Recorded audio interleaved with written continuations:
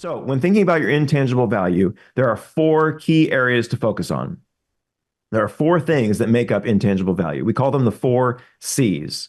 Now, focusing on these things is going to drive the value of your business, but it's also going to drive the growth of your business. It's also going to drive the profitability of your business. Number one is your human capital. Your people are a huge part of the value of your business. If you have a really, really valuable paralegal who knows everything, knows all the processes, knows all the workflows, that person is invaluable to your business. I mean, they are a cornerstone of how you function. I have two incredible people who work for me, and if they were to up and quit tomorrow, I'd be up a creek without a paddle, right? So They let's send make this up to your them right now business. so they know this. They've got this recorded. Yeah, right.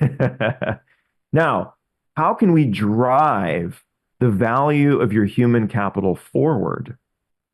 So think about how you could invest in your people, pay your people more. I don't know if anyone has read Mike Morse's book, Fireproof. He says, I hire the best because I pay the best.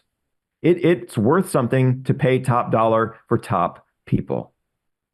The second area is structural capital, your processes.